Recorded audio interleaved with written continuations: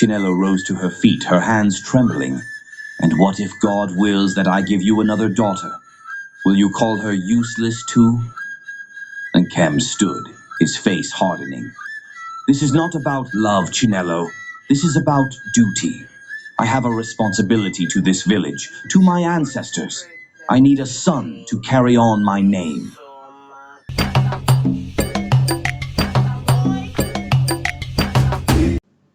In the heart of the peaceful village of Umuofia, there lived a man named Nkem, a farmer whose success and wealth were the talk of the entire community. Nkem was tall and well-built, his skin dark and glowing from years of working under the sun. His eyes held the wisdom of a man who had spent much of his life tilling the land and reaping its rewards. Nkem's farm was vast, stretching across the rolling hills beyond the village. He grew yam, cassava, maize, and vegetables, each season producing the healthiest crops. His barns overflowed with harvest, and his wealth brought him respect and admiration. Yet, despite his success, there was a growing shadow over his life. Nkem's wife, Chinelo, was known for her grace and beauty.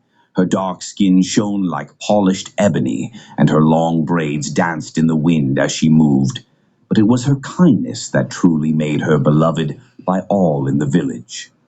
She was the woman everyone turned to in times of need, always greeting her elders with respect and helping others without complaint. 3 years had passed since Nkem and Chinelo had welcomed their first child, a daughter named Amarachi, into the world. Amarachi was the joy of their household, with her mother's smile and her father's sharp, intelligent eyes. But as Amarachi grew, so did the whispers among the villagers. "Nkem still doesn't have a son," the villagers murmured during gatherings, casting glances at him. "A man without a son is like a tree without roots." The pressure mounted, and Nkem began to change. He would often sit quietly staring at the sky as the setting sun cast an orange glow over the village. His once lively conversations with Chinelo grew cold, and the laughter that once filled their home became less frequent. One evening, after a long day of work, Nkem returned home with a troubled expression. Chinelo noticed immediately and set down her weaving. She approached him gently, her voice soft with concern. "Nkem, what troubles you?" she asked, her eyes searching his face. He sighed heavily, sitting down on a stool by the fire, his broad shoulders slumped. "It's the whispers, Chinelo. The village talks about me. They say I am not a complete man because I have not yet fathered a son. Every day it weighs on me more and more." Chinelo knelt beside him, her hand resting gently on his arm. "The village may talk, but what matters most is our family, our home. Amarachi is a blessing, and she brings us so much joy. Do not let their words diminish the happiness we have." Nkem looked at her, his heart heavy. "You don't understand, Chinelo. In this village, a man without a son is like a farmer without crops. It's as if I have nothing to show for my hard work. I need a son to carry on my name, my legacy." Chinelo's face softened, and she nodded, understanding the depth of his burden. "I know what a son means to you, and I pray every day that God will bless us with another child. But my husband, do not let the village make you forget the love we share. Amarachi is a part of that love." Nkem sighed again, but he pulled Chinelo close, resting his chin on the top of her head. "I know, my dear. It's hard to bear." Days passed, and the tension in Nkem continued to grow. Chinelo did her best to reassure him, but his mood was distant.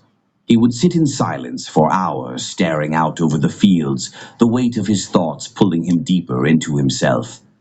One evening, as they sat together in the courtyard, Amarachi running around chasing fireflies, Nkem finally spoke again. "Chinelo, I've made a decision." Chinelo turned to him, her heart beating faster, afraid of what he might say. What decision, my husband?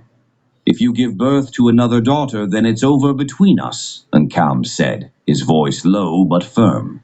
You and your girls will leave my house for good. I won't tolerate another useless mouth to feed. Chinello's breath caught in her throat. His words stung like a slap to the face, the harshness of them stunning her into silence.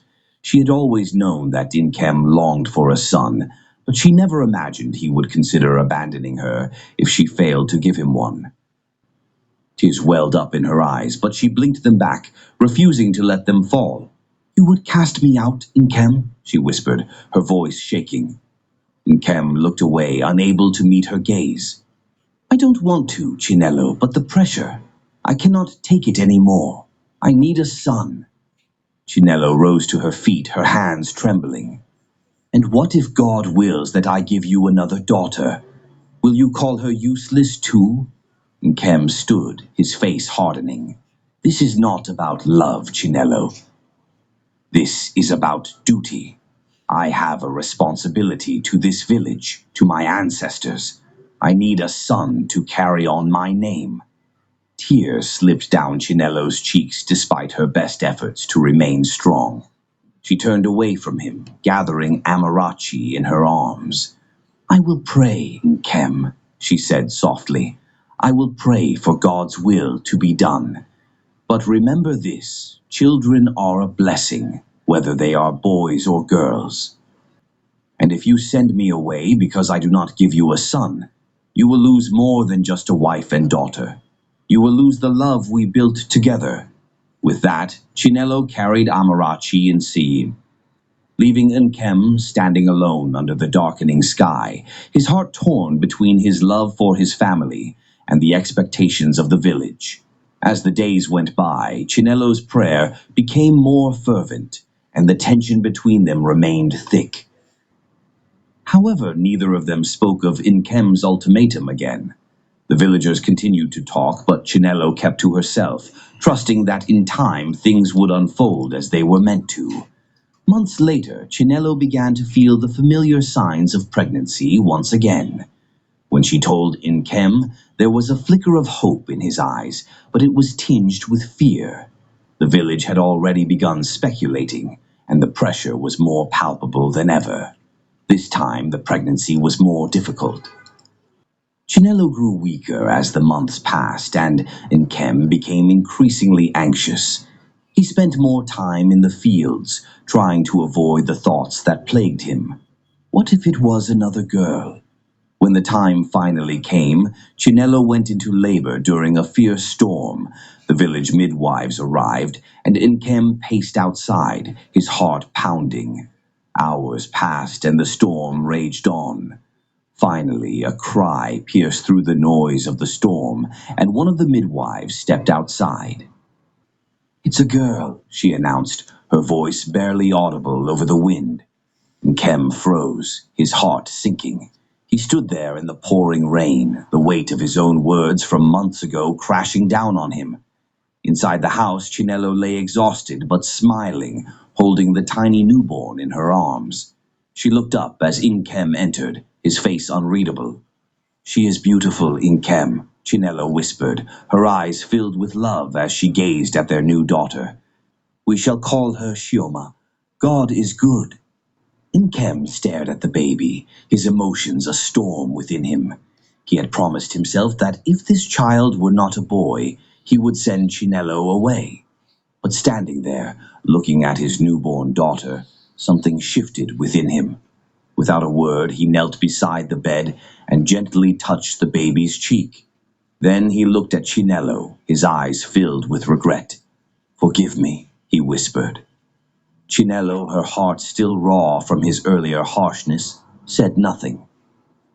But as Nkem's hand rested on their daughter, she hoped that his heart had finally begun to understand the true meaning of family and love. The villagers would continue to whisper, and the expectations would remain. But in that moment, Nkem knew that his daughters were his legacy too, and that the love they shared as a family was far more important than the judgments of the world around them. As time passed, Nkem grew more attached to his daughters. Little Amarachi was blossoming into a bright and lively child, and baby Chioma, with her tiny hands and innocent smile, melted his heart every day. Despite the whispers of the villagers, Nkem realized something he had never seen before. His home was filled with love, laughter, and joy. It was a blessing, not a burden. One day, as Nkem walked through the village, he overheard a group of men talking about him. They were discussing how he still had no son, and what a shame it was for a man like him. For the first time, instead of feeling embarrassed or angry, Nkem felt a sense of calm. He had learned something the village men didn't understand.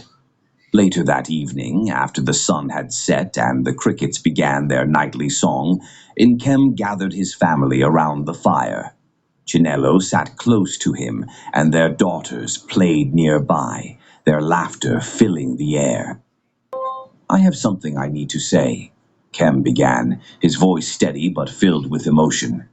Chinelo looked at him, a little surprised. He took a deep breath and continued. For a long time, I allowed the village's words to shape how I felt about myself, about our family. I believed that without a son, I had nothing to offer, nothing to leave behind. But I was wrong. Chinelo's eyes softened as she listened, her heart swelling with pride for her husband. Nkem smiled at his daughters, who had paused their play to listen to him. Amarachi, Chioma, you are my legacy. You are my joy. You are the love that fills this home, and that is more important than anything else the village could ever say. Chinelo's eyes filled with tears, but this time they were tears of happiness. Nkem reached for her hand, squeezing it gently. And you, Chinelo, Nkem said, his voice thick with emotion. You are my greatest blessing. I have been a fool for letting the pressures of others come between us. You have given me the most precious gift, our children, our home, our love. I will never let anything come between us again. Chinelo smiled through her tears, her heart full of joy. She could see the change in Nkem, the burden he had carried for so long finally lifted. From that day forward, Nkem no longer cared about what the villagers said. He walked through the village with his head held high, his daughters by his side, proud of the family he had. And when the villagers whispered, he paid them no mind. He knew the truth. His daughters were his legacy, and his love for them and Chinelo was far more valuable than any expectations the world could place on him. As the years passed, Nkem and Chinelo's family grew stronger. Amarachi and Chioma were bright and curious children, full of life and laughter. The village eventually stopped whispering, realizing that Nkem had found peace in his family, regardless of whether or not he had a son. And one bright afternoon, many years later, as Nkem and Chinelo sat together, watching their children play in the courtyard, Chinelo placed her hand on his and smiled. Nkem, there is something I need to tell you. Nkem looked at her, curious. What is it, my love?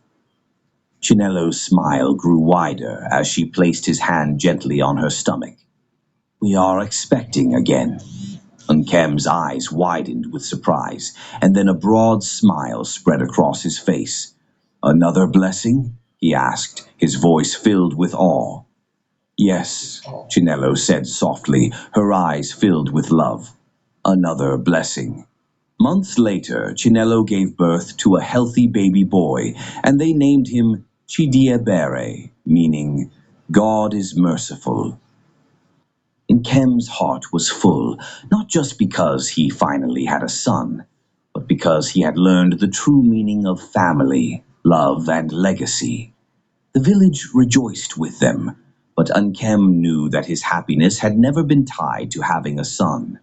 His happiness came from the love he shared with his wife, his daughters, and now his new son. And so Nkem, Chinelo, and their children lived in peace, their home filled with joy, laughter, and an abundance of love. The village whispers faded into the past, and their story became one of a family who overcame the pressures of the world to find true happiness in each other. In the end, Nkem understood that his greatest legacy was not just in having a son, but in the love he had nurtured and the family he had built, strong, united, and filled with endless blessings.